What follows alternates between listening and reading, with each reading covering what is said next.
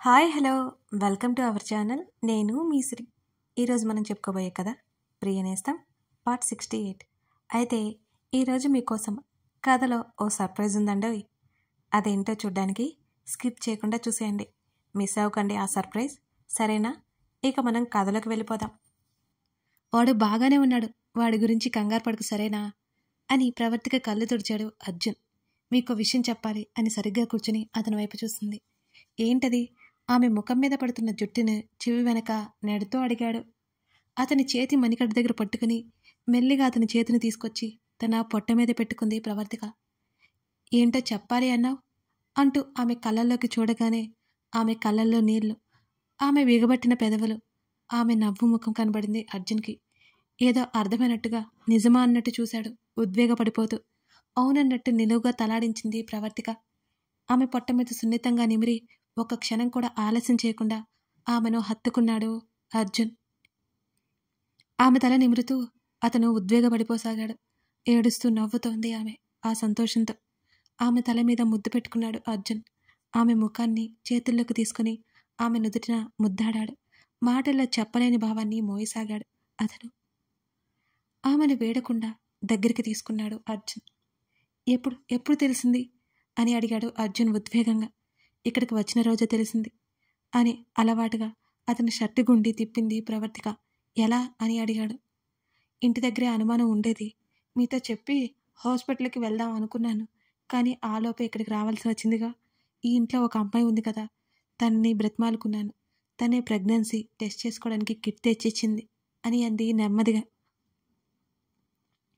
అలాంటి పరిస్థితుల్లో శుభవార్త తెలిసినందువల్ల ఒక అందుకు బాధగా ఉన్న ఇద్దరిలో మోయలేని సంతోషం ఉంది.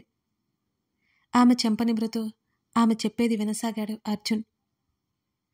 రాత్రి మీతో చెప్పాలి అనుకున్నాను, ఈ క్షణాలు అనుభవించే పరిస్థితిలో కూడా లేరు మీరు, అందుకే చెప్పలేకపోయాను అని చెప్పింది ప్రవర్తిక. అతను ముందు రోజు రాత్రి వెళ్లే ముందు ప్రవర్తిక అతని చేతిని పట్టుకుని ఏదో చెప్పాలి అన్నట్టు చూడడం అతనికి గుర్తొచ్చింది. సారీ, సేవ్ చేయలేకపోయాను నిన్ను, ఇలాంటి పరిస్థితుల్లో నువ్వు ఉండాల్సి వచ్చింది అని అన్నాడు అతను మరింత బాధగా. అంత నా వల్లే జరిగింది, ఆ రోజు గుడికి వెళ్ళి ఉండాల్సింది కాదు అని ఆమె ఏడుస్తుంటే వాళ్ళు ఏ విధంగా ఇక్కడికి తీసుకువచ్చేవాళ్ళో వదిలే ఆ విషయం గురించి అని అన్నాడు. కాసేపు రెస్ట్ తీసుకోండి అని ఆమె అనగానే అతను నవ్వాడు. ఎందుకు నవ్వుతున్నారు? నేను మిమ్మల్ని చూశాను, ఉదయం అంతా నిన్నంతా బయటే ఉన్నారు, అసలు తింటున్నారా అని అడిగింది ఉక్రోషంగా ఆమె. నేను ఉండగలను, నాకేం సమస్య లేదు అని ఆమెతో పాటు వెనక్కి వాలాడు అర్జున్. ఇప్పుడు మీరు కింద లేకపోతే ఎవరు కనిపెట్టరా? కళ్ళెత్తి అతని వైపు చూసింది ప్రవర్తిక. అందరికీ టీలో నిద్రమాత్రలు కల్పించానులే, రేపు ఉదయం వరకు వాళ్ళు లేవలేరు, ఒక్క నీ బాబు ఆ అమ్మాయి తప్ప అని అన్నాడు అర్జున్. జాగ్రత్తగా ఉండండి. అతని ఛాతీ మీద ముద్దు ఇచ్చింది ఆమె. ఆమె బొజ్జు మీద నిమురుతూ ఆ ఫీల్ని ఎంజాయ్ చేస్తూ కొన్ని క్షణాలు కళ్ళు మూసుకున్నాడు అర్జున్. అతను పెట్టుకున్న గడ్డం మెల్లిగా తీసి పక్కన పెట్టింది ప్రవర్తిక. అతని చెంపలను ప్రేమగా తడిమి తల పూర్తిగా ఎత్తి అతని పెదవులని ఆమె సున్నితంగా ముద్దాడింది. కళ్ళు తెరిచి ఆమెను చూశాడు అర్జున్. కళ్ళు మూసుకుని తన ప్రేమను అతనికి పంచుతోంది. ఆమెకి ఊపిరి ఆడినప్పుడు పెదవులని విడదీశాడు అర్జున్. అతని హృదయం మీద తలపెట్టుకుని అతని ఛాతీ మీద చేతిని వేసి కళ్ళు మూసుకుంది ప్రవర్తిక. గంటపాటు నిద్రపోయింది ప్రవర్తిక. ఎన్ని రోజులైపోయింది ఆమె అంత ప్రశాంతంగా పడుకొని. అతని సమక్షంలోనే ఆమె అంత నిశ్చింతగా ఉండగలదు. అర్జున్ కళ్ళు మూసుకున్నాడే కానీ కంటి మీద కునుకులేదు. ఆ ఇల్లంతా ఒకసారి చెక్ చేయాలని ప్రవర్తికని తన మీద నుంచి దిండు మీద పడుకోబెట్టాడు. అతను లేస్తుంటే అతని షర్టు కాలర్ పట్టుకుంది గట్టిగా. అప్పుడే వెళ్ళిపోతున్నారా?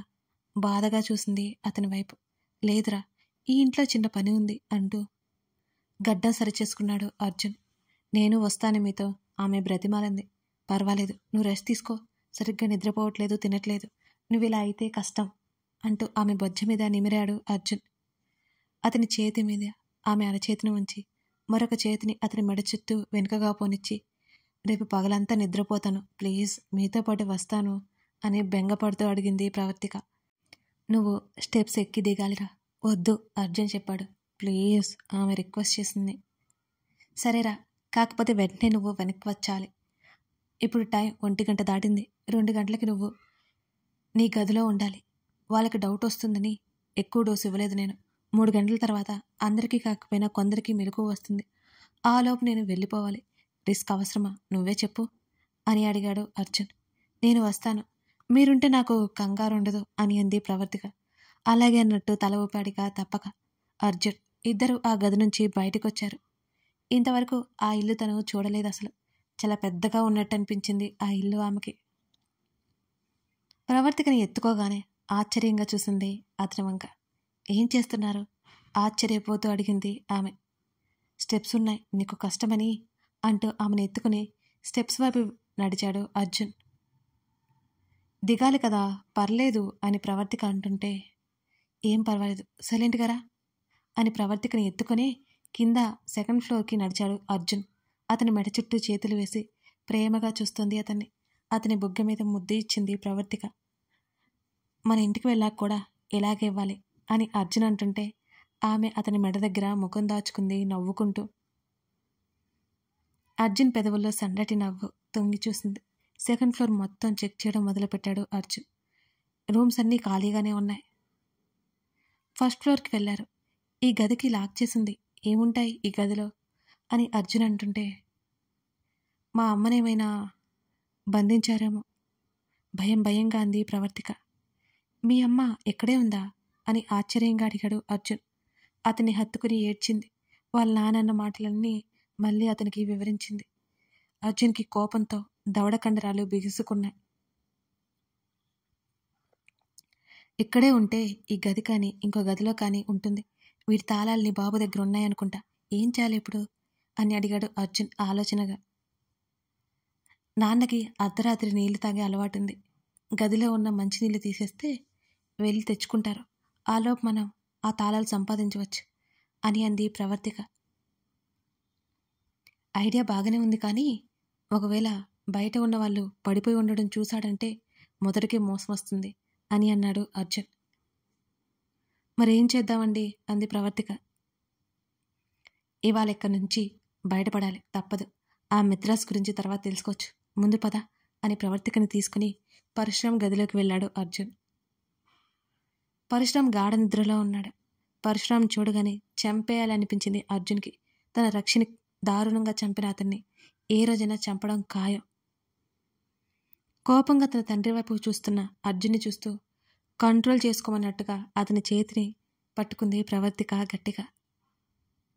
గట్టిగా కళ్ళు మూసుకొని కోపాన్ని అణుచుకున్నాడు అర్జున్. ఇద్దరూ శబ్దం చేయకుండా ఆ గదిలో కీస్ కోసం వెతికారు. ఆ కీస్ అయితే దొరకలేదు. ఇప్పుడు ఎలా అండి? అర్జున్ చెవిలో చిన్నగా అడిగింది ప్రవర్తిక. నీ బాబుకి నా చేతిలో మూడిందండి, ఫీల్ అవ్వకే అని అన్నాడు అర్జున్. మా నాన్న చేసిన పనులకు ఈ శిక్ష కూడా చిన్నదే, బాధని అణుచుకుంటూ అంది ప్రవర్తిక. ఆమెను తన హృదయానికి హత్తుకుని కొద్దిసేపటి తర్వాత వదిలాడు అర్జున్. అర్జున్ వెళ్ళి పరశురాంని దిండి కింద చేతిని పెట్టాడు. కీస్ దొరికాయి. పక్కనే ఉన్న ప్రవర్తికకి అవిచ్చాడు. ఉలిక్కిపడి కళ్ళు తెరిచి చూశాడు పరశురాం. ఎవరో నీడలు కనిపిస్తున్నాయి. వెంటనే టేబుల్ ల్యాంప్ ఆన్ చేశాడు అతను ఆలస్యమైనా చేయకుండా. చేతులు కట్టుకుని తననే కోపంగా చూస్తున్నా అతనెవరో అర్థం కాలేదు పరశురాంకి. పక్కన చూస్తే తన కూతురు కనిపించింది. బుజ్జమ్మ, ఎవరు వీడు? నువ్వేంటి ఇక్కడ ఉన్నావు అని అడిగాడు లేచి కూర్చుంటూ పరశురాం. ఇక్కడ నీ కూతురికి ఉండాలి అనిపించడం లేదంట, అందుకే నేను తీసుకెళ్ళిపోవాలి అనుకుంటున్నాను అని అన్నాడు అర్జున్. పరశురాం అయోమయంగా చూశాడు. గడ్డం తలపాగా తీసి కళ్ళెగరేశాడు అర్జున్. పరశురాంకి షాక్ కొట్టినట్టు అయిపోయాడు. విస్తుపోయాడు. ఏ నువ్వు నువ్వు అని ఆశ్చర్యంగా అడుగుతూ లేచి నిలబడ్డాడు అతను. నేను నీ అల్లుడిని, అప్పుడే మర్చిపోయావా అని అర్జున్ మాట్లాడుకుంటుంటే ప్రవర్తిక నవ్వుకుంటుంది.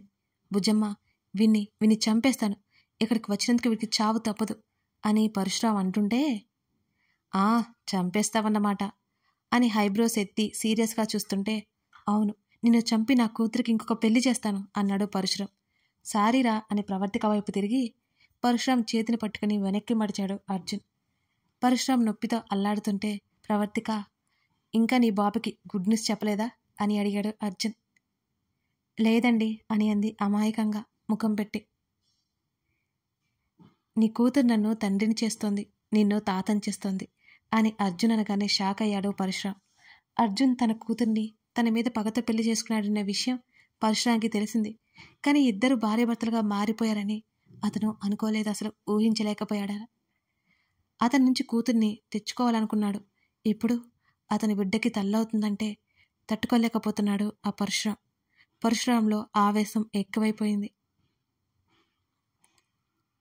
వదలనురా నిన్ను, నా కూతుర్ని నాకు కాకుండా చేస్తున్నా అంటూ ముందు వైపుకి తిరిగి అర్జున్ని కొట్టబోతుంటే పరశురాం మరో చేతిని కూడా పట్టుకుని అర్జున్ దాన్ని ఎరగతీశాడు.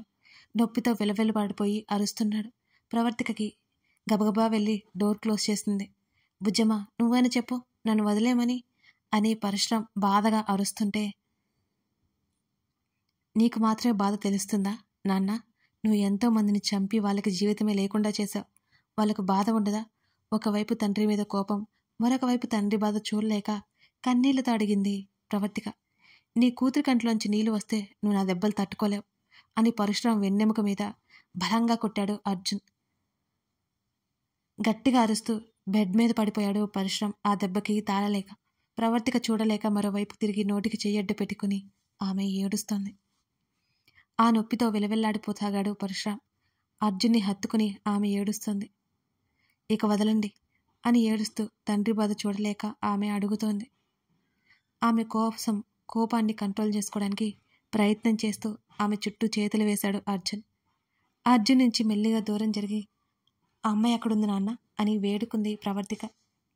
చెప్పలేదు పరశురాం. రాక్షసంగా నవ్వాడు. ఇప్పుడు దొరికారు అని మనసులో అనుకుని, నేను చెప్పను బుజ్జమ్మ, ఇప్పుడుగా నువ్వు ఇక్కడి నుంచి వెళ్ళిపోతే మీ అమ్మ బ్రతకదు అని విషపు నవ్వుతూ అన్నాడు పరశురాం.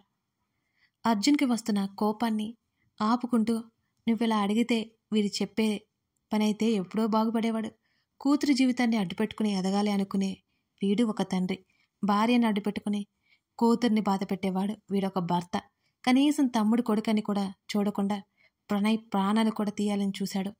అసలు వీడు మనిషేనా అని ప్రవర్తికని చూస్తూ అంటుంటే, అర్జున్ చెప్పేవన్నీ నిజమే కాబట్టి ఏమీ మాట్లాడలేదు ఆమె. మాట్లాడలేకపోయింది. నువ్వు 5 నిమిషాలు బయటికెళ్ళి చూడు, అప్పుడు వీడి చేత నేను చెప్పిస్తా మీ అమ్మ ఎక్కడుందో అని అన్నాడు అర్జున్. బుజ్జమ్మ, మీరెన్ని చేసినా నేను మీ అమ్మ ఎక్కడుందో చెప్పను అని పరశురాం అరిచాడు. ప్రవర్తిక వైపు తిరిగి తాళాలు అన్నట్టు సైగ చేస్తూ ఆ పని మీద ఉండమని వెళ్ళమన్నట్టు సైగ చేశాడు అర్జున్. నాన్న, మిమ్మల్ని ఇప్పటికైనా మారండని ఎన్నోసార్లు బ్రతిమాలాను. ఇప్పటికైనా మించిపోయిందలేదు. ఇప్పటికైనా మీరు చేసిన తప్పులు ఒప్పుకోండి. ప్రాణాలతో జైల్లో గడుపుతారు, లేకపోతే అనవసరంగా మీ ప్రాణాలు పోగొట్టుకుంటారు. నా దృష్టిలో నా తండ్రి లేడు. ఇన్ని రోజుల వరకు మీరు తప్పుడు పనులు చేసినా నా ప్రాణం నిలబెట్టారని అనుకున్నాను. కానీ పిన్ని బంగారం అమ్మేసి నాకు ట్రీట్మెంట్ చేయించారు కదా, ఎందుకు నాన్న ఇన్ని అబద్ధాలు? ఇక ఏడుపు కప్పుకోలేకపోయింది ప్రవర్తిక, ఎన్ని చెప్పినా ఇలాంటి వాడిలో మారరు. వీళ్ళ కోసం కన్నీళ్లు వేస్ట్ చేసుకోవడం దండగా. ముందు నువ్వు బయటికి వెళ్ళు అని బలవంతంగా ఆమెను బయటికి పంపించాడు అర్జున్. ఒక్కొక్క అడుగు వేసుకుంటూ అర్జున్ దగ్గరికి వస్తుంటే భయంతో వెనక్కి జరిగాడు పరశురాం. అతనికి ప్రాణభయం ఎక్కువైంది. మరో దిండు కింద ఉన్న గన్ గుర్తొచ్చి అర్జున్ చూడకుండా ఆ గన్ దగ్గరికి చేతిని పోనిచ్చాడు పరశురాం. కథ కొనసాగుతోంది. ఇదన్నమాట సంగతి. మరి పరశురాం చేతిలో గన్, అర్జున్ చేతిలో ఏ ఆయుధమూ లేదు. ఇప్పుడు పరశురాం నుంచి అర్జున్ తనని తాను కాపాడుకోగలడా? ప్రవర్తిక ఆమె తల్లిని పట్టుకోగలదా? మీకు నా రైటింగ్స్ నచ్చాయనే అనుకుంటున్నాను. లైక్ చేసి కామెంట్ చేయడం మర్చిపోకండి ఫ్రెండ్స్, సరేనా? అలాగే మన ఛానల్ని సబ్స్క్రైబ్ చేసుకుని సపోర్ట్ చేయండి.